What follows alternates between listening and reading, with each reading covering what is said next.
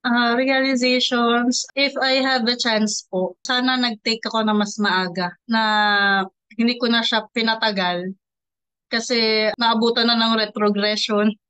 Dati current pa, kung nag-exam ako ng mas maaga, baka naabutan ko pa yung current. Na-realize ko din na huwag mawalan talaga ng pag-asa kasi nawalan na ako ng pag-asa nung kasi nga hindi kami pinagbabakasyon. Kasi madaming nagbakasyon before, tapos hindi nakabalik dahil nga nagkakaroon ng corona, nung parang ano po, yung kinlose yung country, lockdown, hindi po Opo. nakabalik. So, 2 years po yun. Kami lang yung mga nurses, hindi kami pinayagan magbakasyon din. So, sinukuan ko na siya lang noon, pero if maibabalik ko yung panahon, sana mas nagpumilit. Pero yun nga, may time kasi si God eh. Baka kaya niya ako dinelay. Kasi kung nag-take ako noon, baka hindi maganda yung resulta. May kanya-kanya talagang timeline na bibigay sa atin kung ano yung nararapat. Yun na lang yung iniisip ko.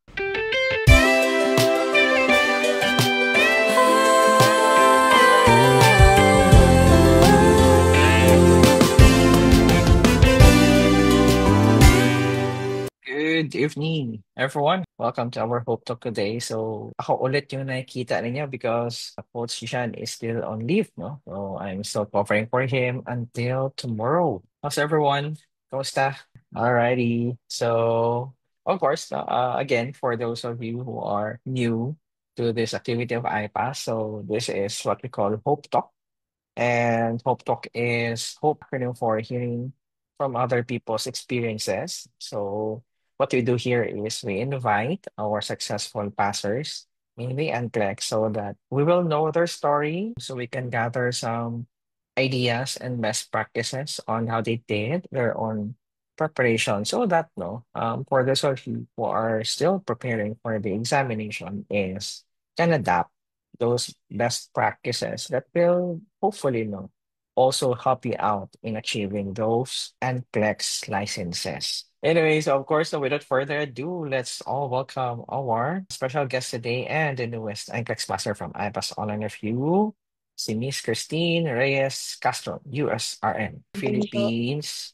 Nasaan ka, ma'am, Christine? How are you? Nasaan ka ngayon? Saudi Arabia po. Okay. So it's afternoon there, no? Yes, Uh, 2 p.m.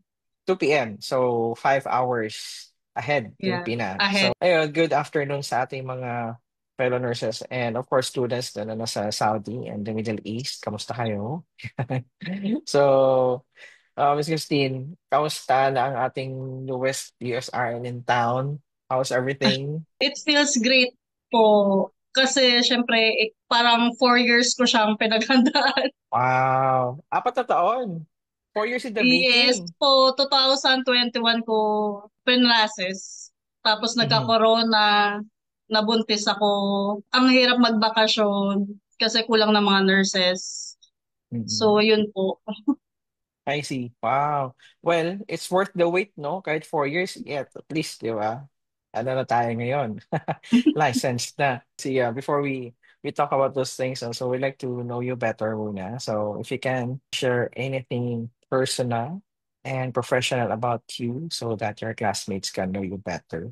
Okay, I'm Christine Reyes Castro. I've been working here in Saudi. I've been working here in Saudi for 8 years now. I'm from Cycle 1 of IPAS. So, naabutan ko na sila Sir J, si Ma'am Rosana na single pa na nandito pa sa Pinas. Nakapunta na sila sa Amerika, nag-asawa na si Sir Ryan Lim na from Pinas napunta na sa Amerika. Yung, yeah, naabutan ko na lahat. Yun po, from lahat na. Tapos, parang tinamad na din ako i-process before kasi sabi ko parang overdue na po. Parang ipaprocess ko pa ba?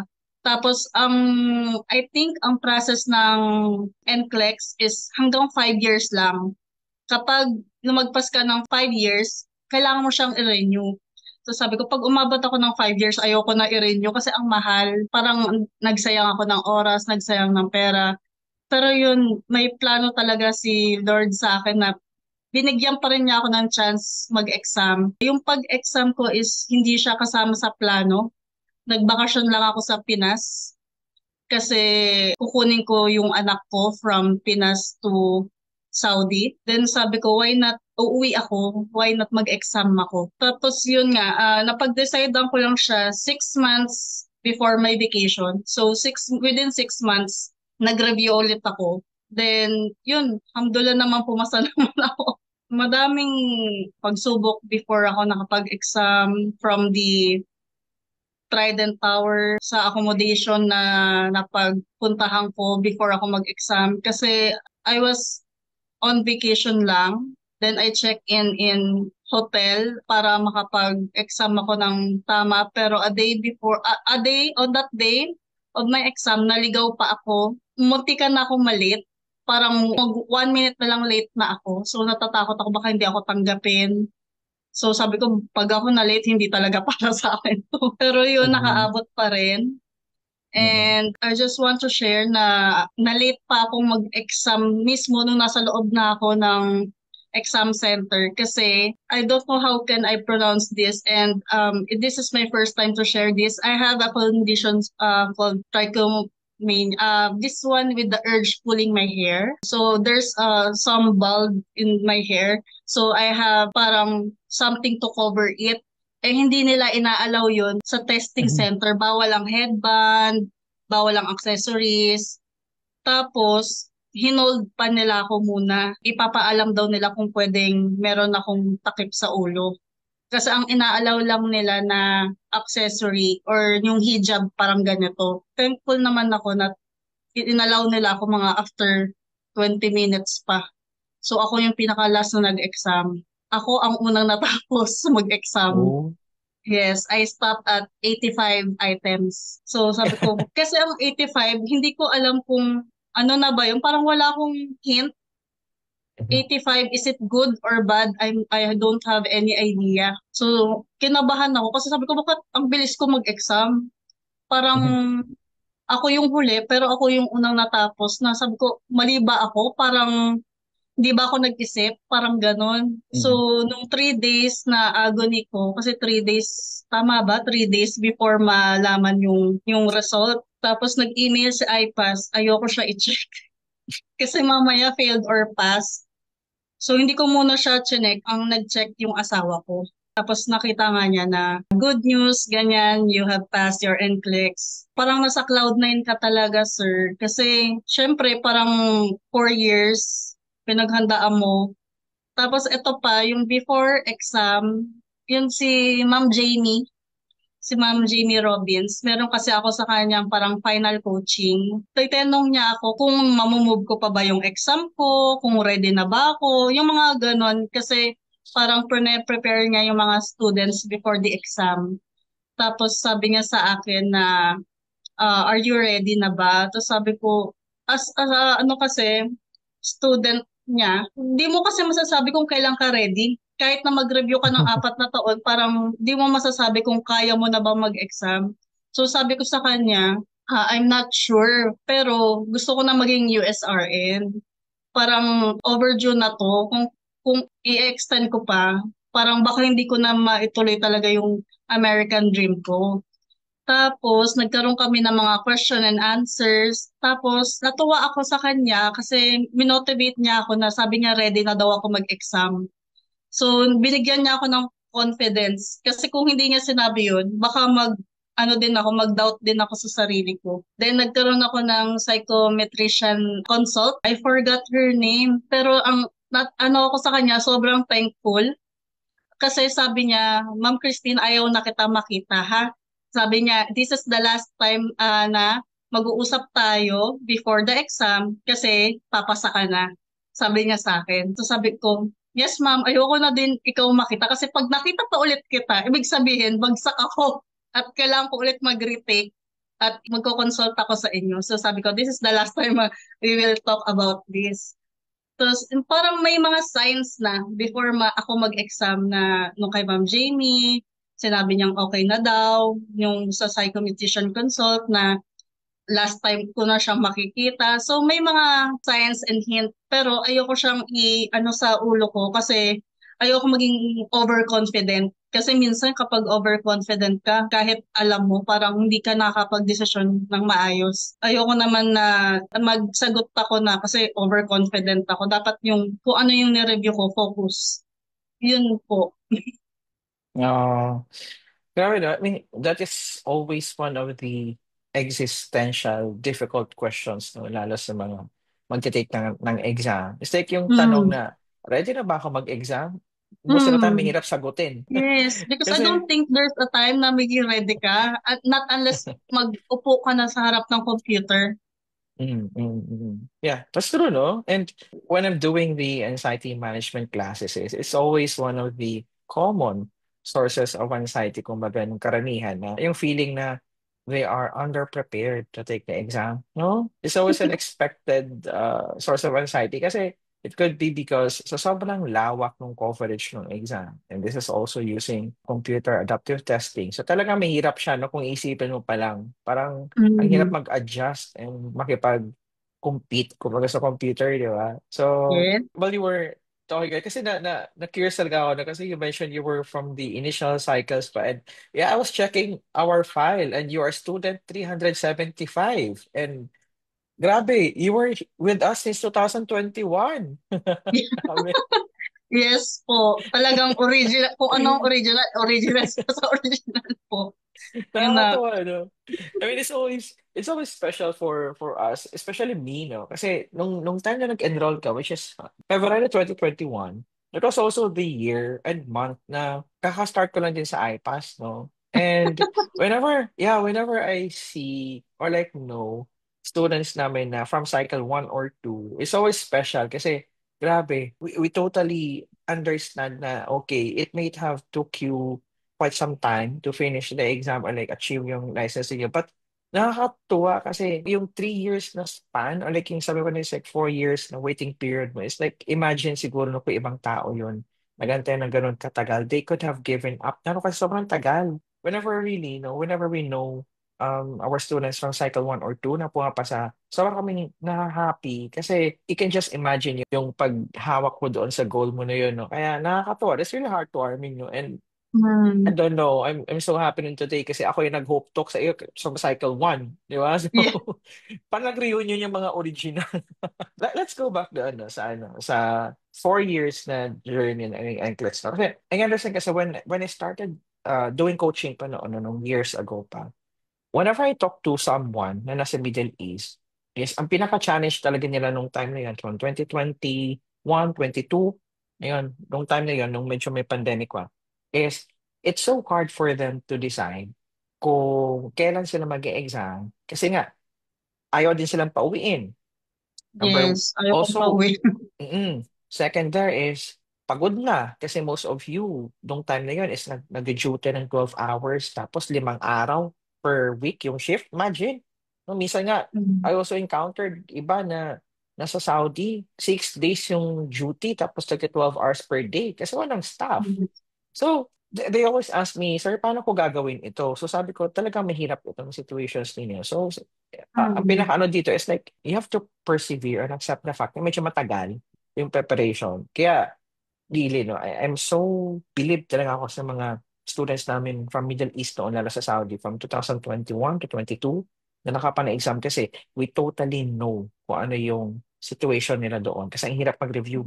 Di ba? Nung time na yun. Hmm. So, ikaw, Antin, 4 years in the making yung NCLEX journey mo. No? So, what kept you motivated and what kept you na kumapit doon sa goal mo pumasa ng NCLEX despite na ganun katagal? Nagkaanak kasi ako eh. Nagkaroon ako ng another hope na magkaroon ng magandang buhay yung anak ko.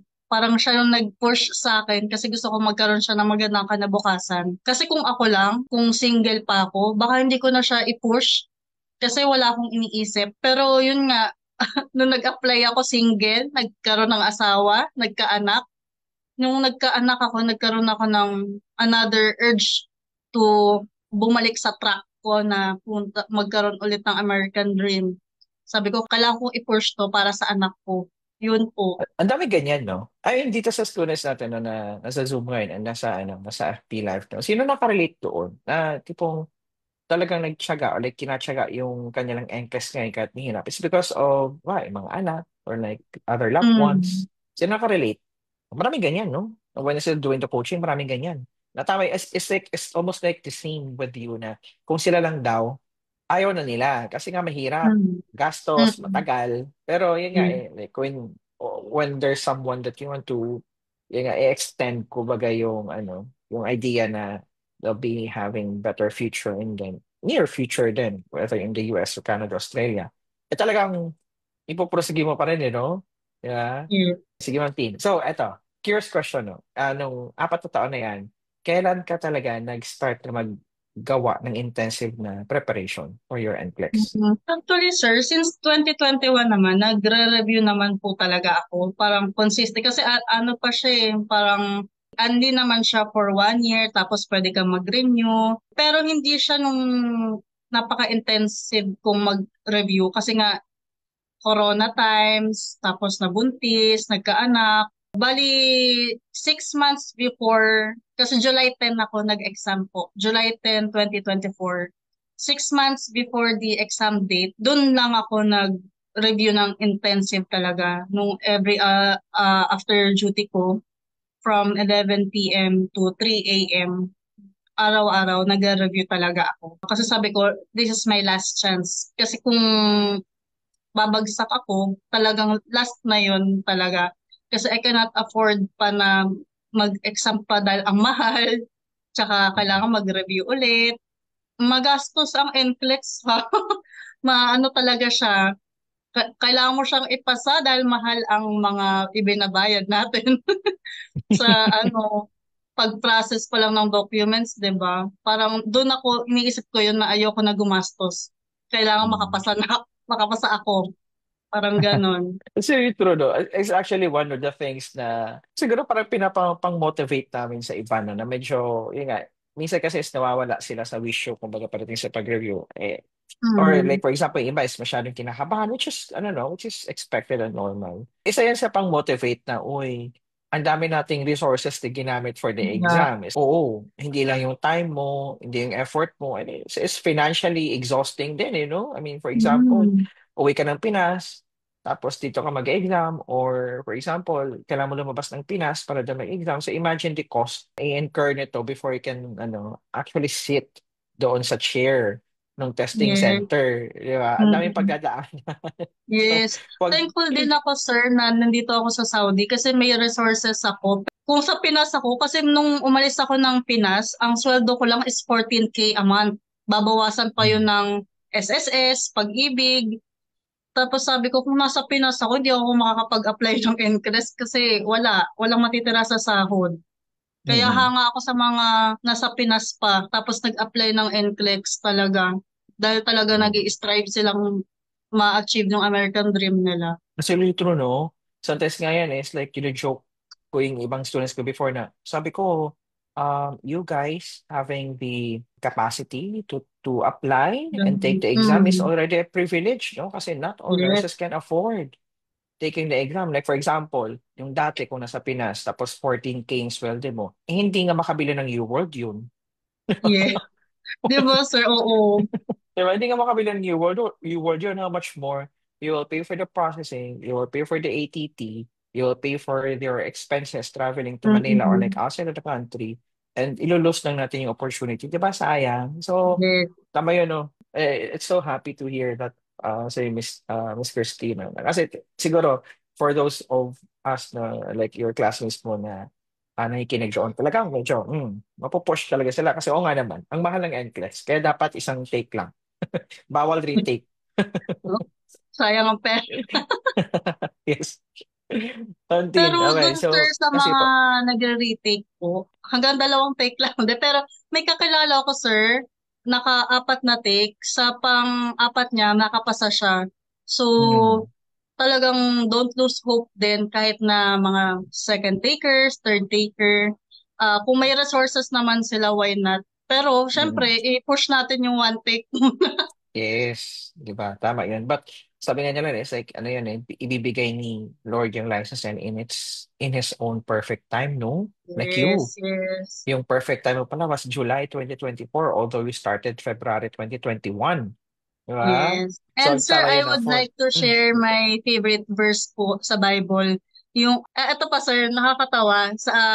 Before ako mag-exam, di ba binibigyan tayo ng parang scratch? Bawal pala sulatan yon hanggat hindi nag start ang question. Eh ako, nagsulat agad ako. Sinulat ko yung favorite verse ko sa Bible na Isaiah 60:20-22 po. Yung when the time is right, the Lord will make it happen. So sobrang excited ko. Tapos nilagay ko, Christine Reyes Castro, USRN. Tapos tinapik ako ng parang proctor. Sabi niya, Miss Christine, kukunin ko po muna tong scratch ha. Kasi dapat magsusulat pag first question na. Tapos sabi ko, hala, ano ba to? Sign ba to na babagsak ako? Tapos, nung nag-start na ng first question, di ako nagpatinag, sir. Sinulat ko ulit siya. Sabi ko, Christine Reyes Castro, USRN. Tapos yung verse ko sa Bible na, yun nga, when the time is right, the Lord will make it happen. Nangyari na nga. So, Oh, yun po, may sarili-sarili tayong timeline. correct. And yung ano, no, yung simple thing that you did, na sinulat mo talaga siya ulit, is like a really manifestation na talagang hindi ka titigil, no? Hanggat Yes, hindi mo siya claim it. makukuha, no? Yes. Okay. As you say, dito sa ano, you took the exam last July and sabi mo is like you prepared for the immediate 6 months prior to your exam. So, how did you created a plan nung 6 months na yon, considering na nag-work ka dyan sa Saudi and also you're a parent at the same time? Paano ka nag-create nung plan mo? Hindi kasi ako makaka-attend ng mga live class po. So I have recorded videos na paulit-ulit mo lang. Repetition is the key talaga. Repetition is the key kasi hindi naman yan agad papasok talaga sa utak mo. Araw-araw review. Pag natapos mo yung isang buong cycle, ulitin mo ulit.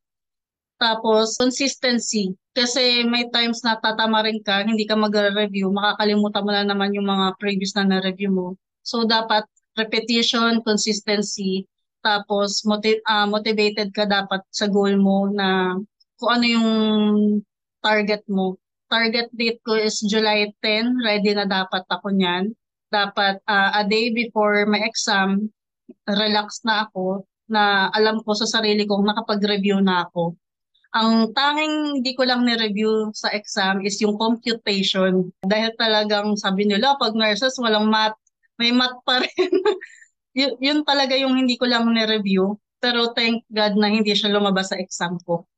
I see. Tama yun, no? Repetition, no? I mean, it's very basic kasi I totally agree with you na hindi ibig sabihin na pag nag-attend ka ng isang session, talaga ma-absorb mo sila lahat.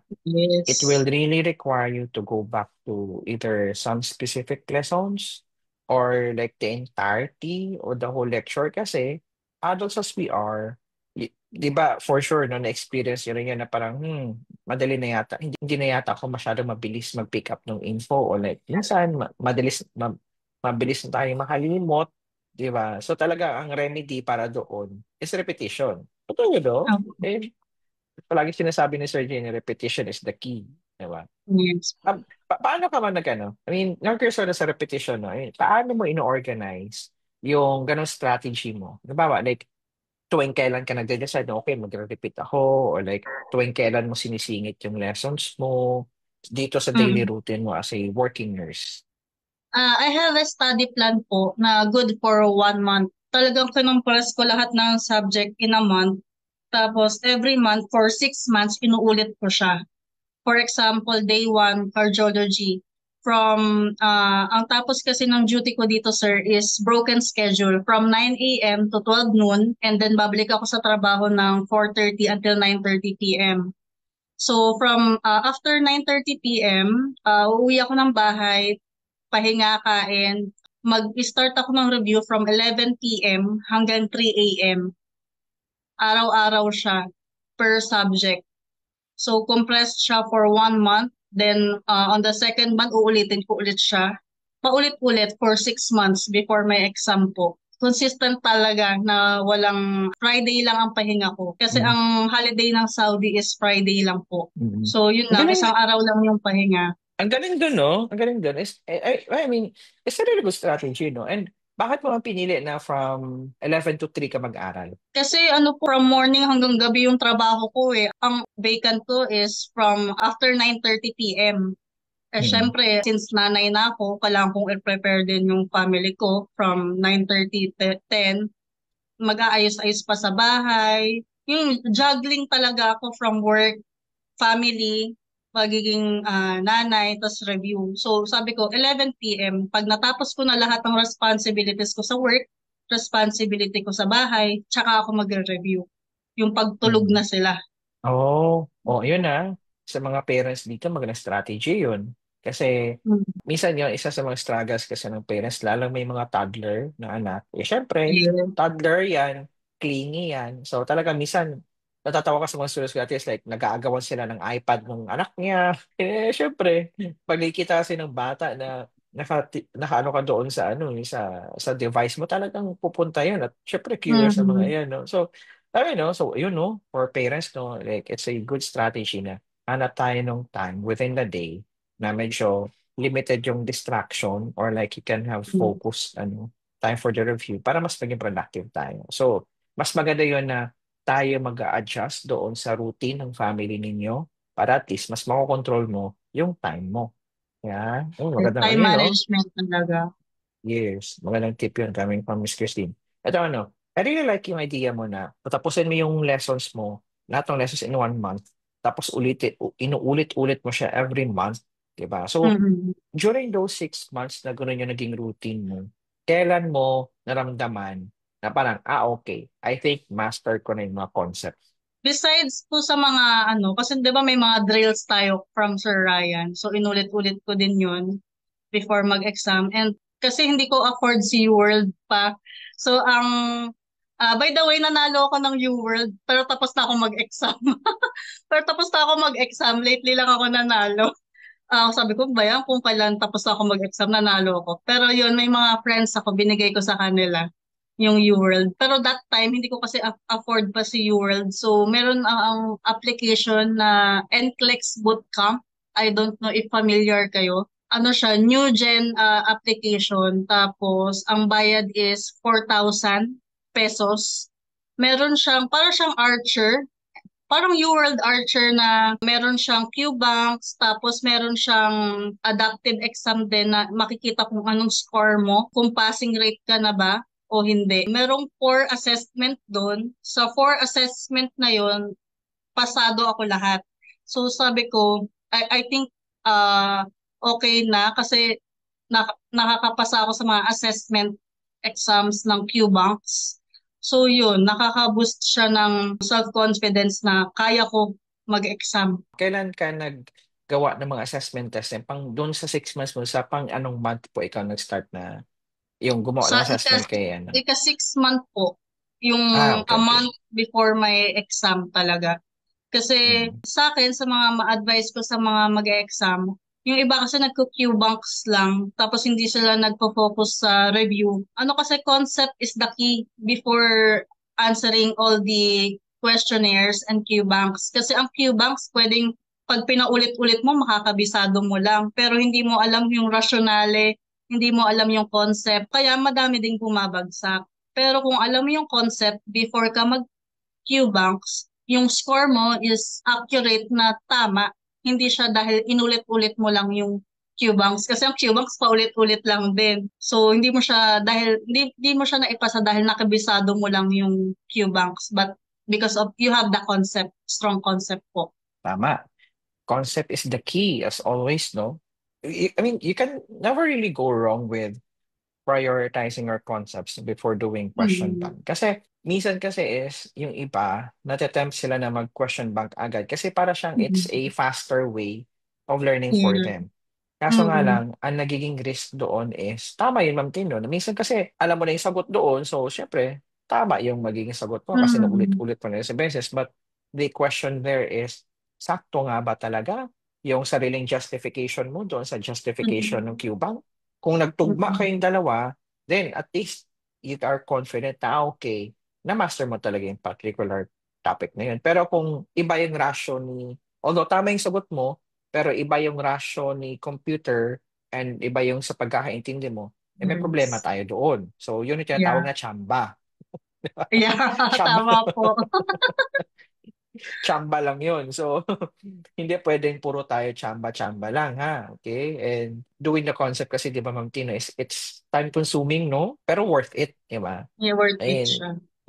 time-consuming pero worth it. Kasi once you know or like you have established your foundation with your concept mastery, then kahit siguro anong question na related doon sa na-master mo na concept, then at some point, you can really manage to answer any questions na ibabato sa iyo. Hindi man siguro tama agad-agad, pero at least meron kang learning na next time, if similar questions were asked, no, at least medyo mas nagiging confident ka na and mas nagiging okay na yung sagutan natin doon. For those of you na medyo tempted na mag-jump into practice questions agad-agad, o hinay-hinay Mm-mm. muna tayo ha. Okay, hinay-hinay muna.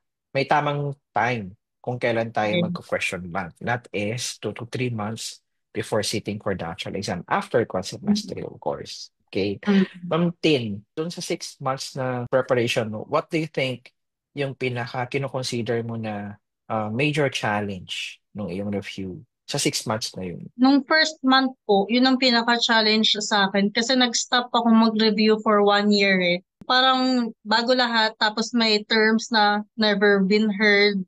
Tapos sabi ko, parang sa 4 years of nursing career ko na, nung nag-aral ako, parang naturo ba to sa school? May mga something new. Pero naaral ko na siya before, pero since nag-stop nga ako, parang bago siya.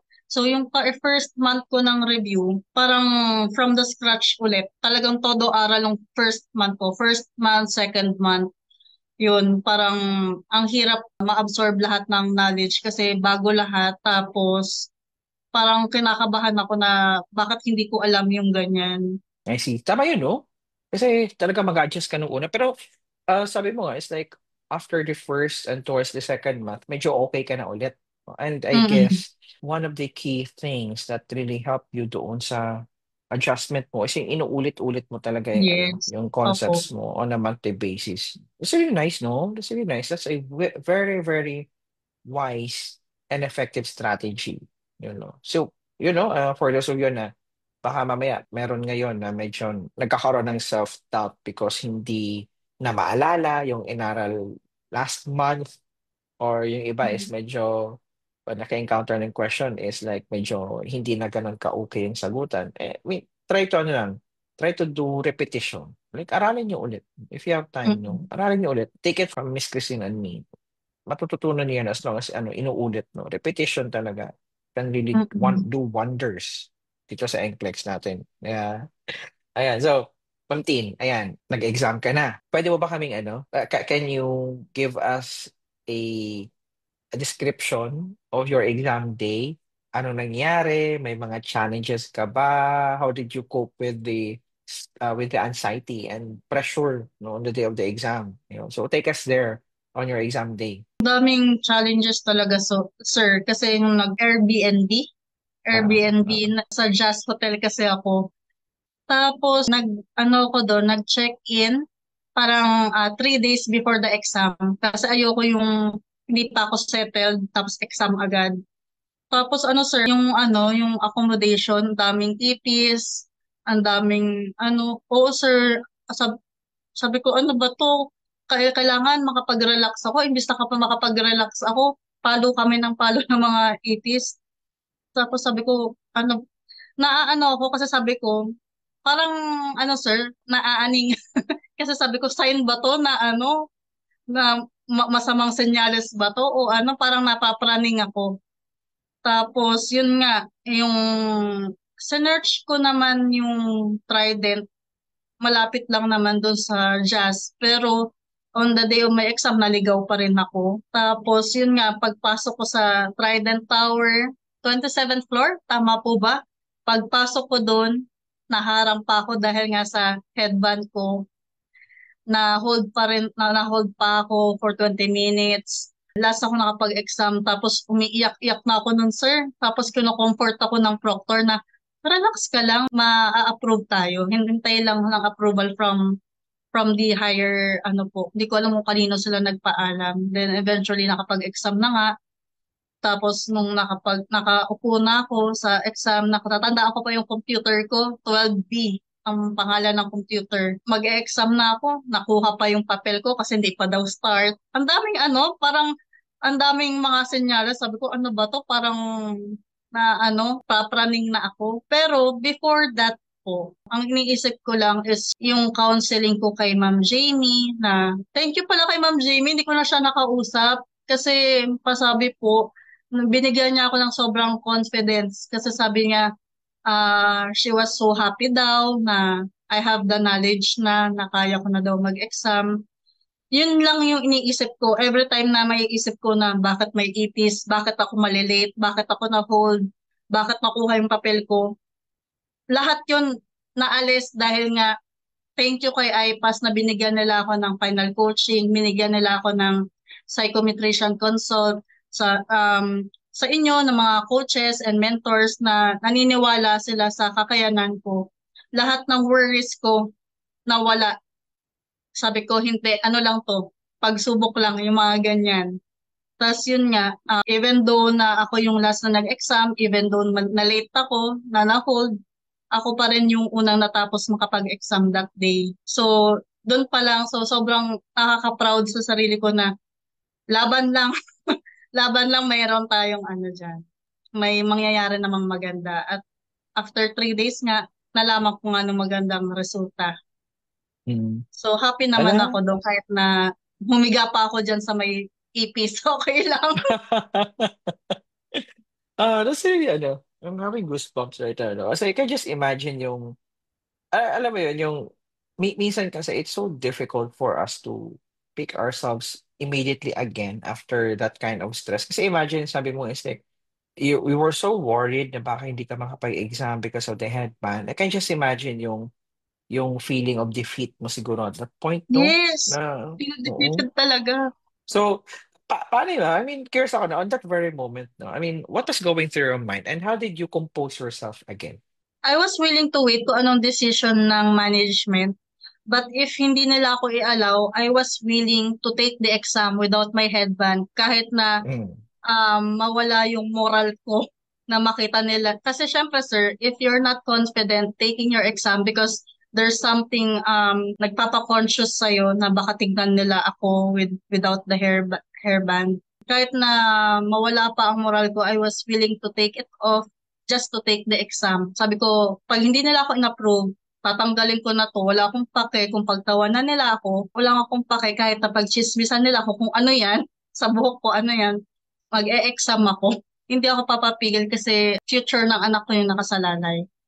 But for 20 minutes talaga, feeling defeated talaga ako na syempre, in my part, hanggat maaari, ayokong tanggalin. Pero yun po, Ah, oh. Galing, no? Tama yun, no? I mean, yeah, I mean, siguro one of the things really that, kumbaga, nagiging theme ng ating convo is it has something to do with your, really, no, resilience, no? Kasi unang-una, you waited for almost 4 years for your license. Tapos, sabi mo nga, nakakatawa no kasi it's like, ang dami na nangyari sa academy. Nakita mo na nagbago yung buhay ng karamihan sa amin. Like, yes nakapag-asawa na po. si Ma'am Rosana, nakapag-migrate na si Sir Ryan, nadagdagan na kami, ang dami na namin from just Opo. 4 or 5 noong 2021. Nakakatawa kasi, and yun nga, like, etong nanganak ka na, nagkaasawa, nagkaanak, tapos itong nangyari sa exam day mo, and yet here we are having this conversation after 3 years, no, Yes in po. the academy. So, I just, ano lang gano. Really, personally, I'm so happy na I'm doing the Hope Talk today. Kasi sabi ko, is Mm. parang it's like we are reuniting with our old students, no, na Yes. nakakatuwa. And nakaka-proud daw, no? Yun nga, it's like you've been through a lot of problems like immediately before your exam. Tapos imagine, ikaw yung last na nag-umupo, pero ikaw pa rin yung pinakaunang tumayo. So, it's something that you should really be proud of. No? Kumbaga, at some point, may bragging rights tayo doon. Ayun, siguro it's really a product din of your resilience and really, no, good strategy in taking your exam and planning, no? Kasi you did plan your review ng Yes. maayos, di ba? Mm. Organized, no? So again, for those of you na medyo late na nag-join, so it's one of the best practices that you can adapt from Miss Christine as a parent. Talagang naghanap siya ng oras na kung kailan she can do her review ng mas maayos, wherein she can be really productive. She was able to manage her time well. So siguro, isa yan sa mga pwede natin gawin, no? But you can also identify a certain part of your daily routine wherein you can insert yung mga review activities na meron tayo. Because reviewing for the NCLEX is demanding. It is demanding financially, demanding physically, nakakapagod mag-aral. Mhm. It's demanding emotionally and psychologically, and demanding ito sa time. So you need a lot of patience and resilience. So you're here na. This is 4 years in the waiting, ng license mo, and you passed the exam na. So what were your major realizations after passing the exam? If you're going to look back dito sa 4-year journey. Realizations, if I have a chance po, sana nag-take ako na mas maaga na hindi ko na siya pinatagal kasi naabutan na ng retrogression. Dati current pa, kung nag-exam ako ng mas maaga, baka naabutan ko pa yung current. Na-realize ko din na huwag mawalan talaga ng pag-asa kasi nawalan na ako ng pag-asa nung kasi nga hindi kami pinagbabakasyon. Kasi madaming nagbakasyon before, tapos hindi nakabalik dahil nga nagkakaroon ng corona. Nung parang ano po, yung kinlose yung country, lockdown. Hindi po Opo. nakabalik. So, 2 years po yun. Kami lang yung mga nurses, hindi kami pinayagan magbakasyon din. So, sinukuan ko na siya lang noon. Pero if maibabalik ko yung panahon, sana mas nagpumilit. Pero yun nga, may time kasi si God eh. Baka kaya niya ako dinelay. Kasi kung nag-take ako noon, baka hindi maganda yung resulta. May kanya-kanya talagang timeline na ibibigay sa atin kung ano yung nararapat. Yun na lang yung iniisip ko. Nakaka-retrogression na ngayon. Pero sana mag-current na. And yun, kahit na naka-retrogress tayo, mag-process pa rin tayo ng NCLEX. Mag-exam pa rin kayo kasi hindi natin alam kung kailan to magka-current. Hindi natin alam kung anong mangyayari in the future. Huwag nating i-hold yung pangarap natin dahil lang sa retrogression. Tama, no? And well, dito siguro, mystery like you is, I mean, you waited for 4 years, no? So, ano ba naman yung 2 o 3 taon na pag-aantay ulit, no? Before you can really move na to the Mhm. US, no? So, okay lang yan. Tama, no? Balik ka ulit doon sa sinabi mo na there's always, perfect time for everything, no? Ayan. So, Mhm. I mean, it's worth the wait, di ba? It's worth the wait. Yes po. So, so happy na ang daming nakanood and interested with our conversation today. All right, Christine. So, how did iPass naman was able to help you in your in your journey? Sobrang laking tulong kasi from inquiries, from document processing, kasi lahat kay iPass ako eh. From documents processing, to review, to final coaching, to psychometrician exam, at hanggang sa pumasa ako. Nag-update sila na there's a lot of agencies and a lot of opportunities for me, pati English exam, ina-update nila ako for kung magkakaroon ng visa screening. Andyan pa rin sila, nag-a-update pa rin sila consistent from day one until now po. So, thankful ako kay iPass at sa mga ano ko po, ayan sila Sir Jay, lagi, mini-message ko yan pag may mga tanong ako na hindi ko alam ang sagot. Tsaka kay Sir Ryan, mini-message ko sila. Yun po, malaking tulong talaga si iPass kasi we are like family na, no? Na one question away lang sasagot agad. Ayan sila Sir Vince pala din. Sorry, nakalimutan ko Sir Vince. Napaka-responsive niya. Lahat ng question ko sinasagot. Yun po, kahit si Ma'am Rachel, nagre-reply din sa mga lahat ng inquiries. Siyan sila Ma'am Jean, pinopost nila yung kung kailan available yung mga exams, schedule, updated talaga sila from inquiries talaga hanggang review, hanggang makapasa ka, andyan kayo. Hanggang ngayon, Oo. hanggang nag-hook talk tayo, andyan pa rin. Mm. So, it's really one of the commitment talaga ng team, no, na we want everyone to be informed, no? And kumbaga, we really try to respond as early as we can. Kasi alam namin na Mm-mm. very valuable yung mga info na gusto niyo malaman. And it's really our way of providing support mo na as much as possible in the loop kayo palagi or like lahat ng questions na sasagot namin as early as we can para at least no you can focus on your review para wala na kayong alalahanin ng iba kundi yung concepts na lang, di ba? Mm-mm. Ayun. So, thank you, Miss Tino. Thank you for those words of appreciation. And of course, and this is Sir Jay. If we can hear some words from Sir Jay, see Miss Tin is from Cycle 1. And that's okay. I think I was actually looking at our last conversation kasi I know Christine Reyes is one of our celebrities in our in our I'm always teasing them like, oh, meron tayong ganito, meron tayong ganyan. Like, we have a lot of in our class and she's one of them. But I mean, it's a process nga.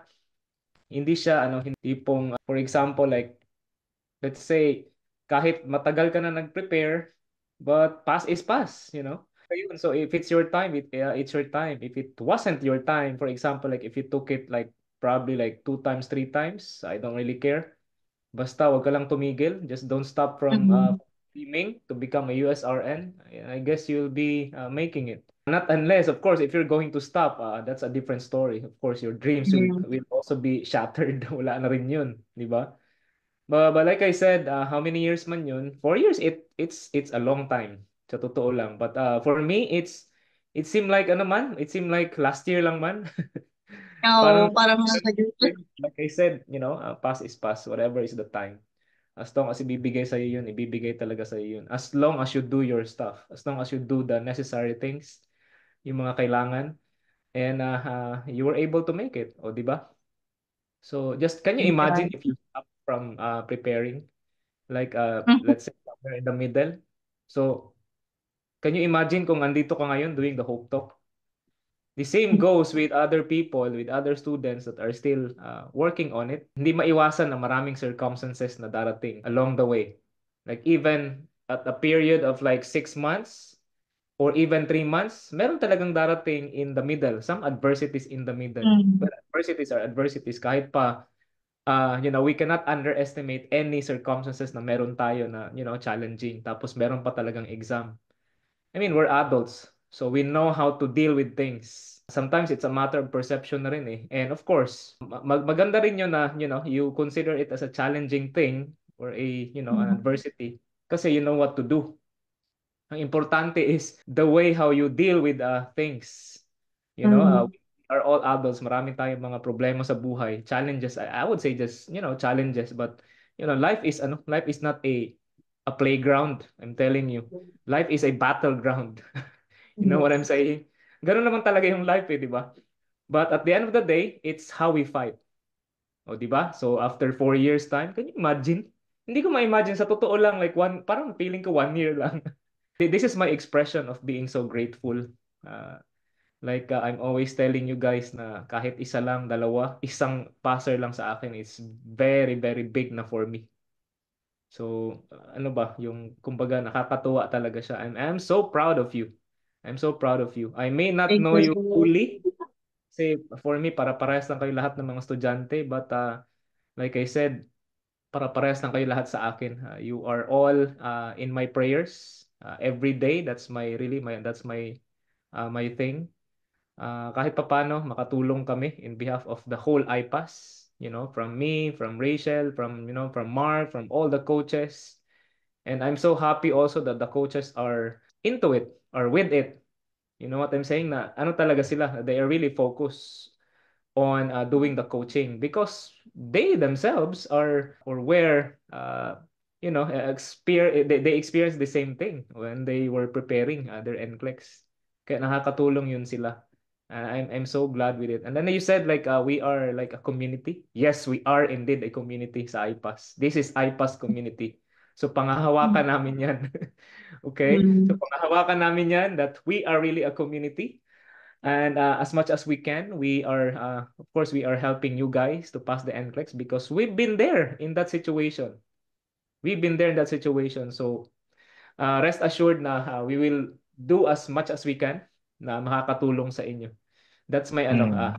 kung ano siguro, edi matagal na akong matagal na akong tumigil sa pagiging educator or whatever I do because me and the rest of the team, I would say that we really love what we are doing. So that's one thing that you also have to put in your mind while you're preparing, that make sure that you love what you're doing, ha? Because if you don't love what you're doing, if you don't put your heart into it, or let's say napilitan ka lang, kasi may mga ganun talaga. If napilitan ka lang, learn to love, what you are doing. Like you are preparing, learn to love it. And I guess you will go a long way. Okay, so yun. So thank you for today, Christine, Yes. and for of course for inspiring our students. You are going to be an inspiration for sure. So I would tell you, meron talagang nakikinig ngayon na parang maano sa papasok sa isip nila or sa heart nila na okay, parang may impact talaga tong ano to, tong Hope Talk na to. I don't believe na not any single one of them na hindi matamaan or walang impact tong ano na to, Hope Talk na to. Mm-mm. I'm pretty sure about that. Okay? Because many of you guys are doing Hope Talk, nag-aano talaga, nagta-testimony talaga na, coming from the coach, coming from the Hope Talk itself, na from a particular guest natin, na it made them motivated. Okay? So thank Yeah. you. God bless you. Way to go. Marami pang things na at stake sa'yo. Okay? The Mm. good thing is, yun, pasado ka na sa NCLEX and don't Yes. mind about the progression. It's always been Mm. like that for the past, many years. It's always been like that. Like you said, don't take it as a hold na ma-restrict ka from doing something, especially your about your future. No, no.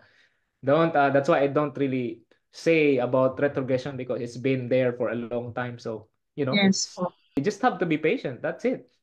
Okay, you don't have any choice. You have to be patient. You have to do Mm. whatever things needs to be done. Your processing at the same time your NCLEX preparation, your studies. Okay, so thank you once Right. again. Thank Thank you, you Sir po. Jay. And before I go back to ano no to Miss Christine, well, Sir yun, we've been always saying na one passer is way too many, di ba? Mhm. And fun fact, as of like today, hindi lang isa. Kumbaga, it's like we already reached our 1,033rd passer as of October 7 for this Oh, year. Di ba? I think 1,000, I think I 1,030 1,033 na yung oh ating passer for this since January until October 7. Oh, imagine, we're was saying na one is just too many. So how much for 1,033? no, right. No, and And up as of October 7. So I think we're on our track na in achieving ating goal for 2024. So ayan. Those of you who are here sa Zoom and watching dito sa ating FB Live, we hope na madadagdag kayo doon sa more than 1,000 na passers natin for this year since January. So we still have what? October, November, December. O, di ba? So, sana kayo susunod. Yeah. Sino gustong craving, sumunod? Sino gustong dumagdag doon sa raise your hand. 1,033? Raise your hand. Oh, mag-manifest na kayo ngayon pa lang. Yeah. Oh, Yeah, yeah. the power of manifesting really. I just Yes. I just looked at it and then it was 960 probably like a week ago or Mm. I but Last yeah. week it was 970 and today it's Uh-huh. 1,033. There you go. Oh. And Yeah, guys, congratulations sa ating 1,033 passers. Madadagdag. Marami pa nga dito ngayon sa na madadagdag pa yan until the end of December. Yes. hindi ko parating sinasabi to, but you know what? Like each passer actually contributes to our pledge to help those people who are in need. Those who are, I would say, like medyo struggling sa buhay.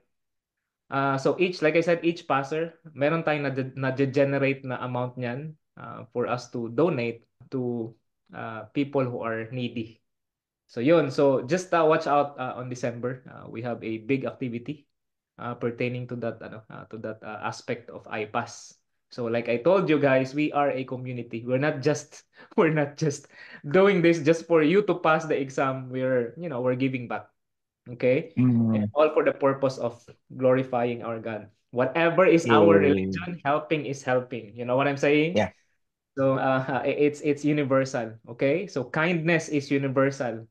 So I'm telling you. So that's what I am saying na I'm really proud that I'm one of the ano sa IPAS, okay? So Mm. Eh, nandyan Sir parate na Jay, all may everything. nag-claim na ng pang 1,100 na passer Oh, si wow. There you si go. Manny Pena. Oh, maganda 'yun, no? Oh, Yep. tingnan natin, no. I think last year I think we provided something sa pang 1,000 natin na passer. That was last year. So, well, Oh, tingnan yeah. natin this coming months kung anong number yung pwede nating bigyan ng siguro recognition. Pang 1,100 ba? Pang 1,200? Oh, malay natin, di ba? So, tingnan natin kung sino yung lucky passer na pwede nating bigyan dun sa milestone number, di ba? Oh, ayan na. May nag-claim na kasi ng pang 1,100. So, tingnan natin. Balikan natin si Miss Marie Princess. Alrighty, so ayun, thank you very much. And before I ask Miss Teen for her to thank anyone na gusto niya pasalamatan. So we would like po na to present your diploma from IBAS. Here. Ayan. So Miss Wow! Christine, please accept this anchor certificate coming from your IPAS family. So this is signed by me and Sir Jay, and we hope, no, etong diploma mo coming from us will be a reminder, no, of all the hard work and the things that you did para dito sa iyong goal of really giving a better future for your baby. Okay, so congratulations again, Miss Christine. And so Thank we'll you give po. you the floor to thank anyone that you want to thank. Ayan naman. Thank you kay iPass kasi in-invite nila ako dito. Parang at first, nung chinat ako ni Sir Jan, parang sabi ko, sino ba ako para mag-share sa inyo ng mga experience. I'm just an ordinary nurse na nag-exam and pumasa. Sabi ni Sir Jan sa akin, we all have a unique stories to share and we can inspire a lot of people. Thank you po sa lahat ng mga coaches, mentors, kasi sa lahat ng administration ng IPAS po. Dahil from day one until now, andyan kayo, nagsusupport sa akin. Ngayon, nabigyan din ako ng appreciation from IPAS. And I would like to extend this happiness sa lahat ng mga nanonood na students na mag ano din kayo, kung kaya ko, kaya nyo din. Kasi I graduated from nursing 2011 pa. So nung iba nagda-doubt sa sarili kasi matagal na silang graduate, walang hospital experience. Hindi yan. Maniwala kayo kasi kayo ang dapat na unang naniniwala sa sarili nyo. And before you take the exam, dapat i-claim mo yan sa sarili mo. Just trust the process of IPAS. Just trust yourself and everything leave it to God talaga. Yun po. Salamat. Wow. Well said. Ako, Well said. sino kayong next natin na from cycle 1, 2, 3, 4 na you hope talk soon? Well, find out, no? At ito Yes lang ako po. kung... Ay, sabi pala ni Ma'am Rosana po, I learn to love SATA. By the way, yung exam ko, puro SATA siya. Oh, di ba? You should really learn how to love what you hate kasi makakatulong talaga sa iyo yun. No, because, thank you again for gracing our Hope Talk today. I'm so really happy na personally, I'm so happy and proud of you na you're from Cycle 1 and here you are sharing those words of encouragement and motivation sa mga classmates. So keep on, keep sharing your story mo na yan so that mas marami pa yung may inspire naman na mag-take ng NCLEX and pumasa, no matter how long they wait. Yeah. I pass processing me.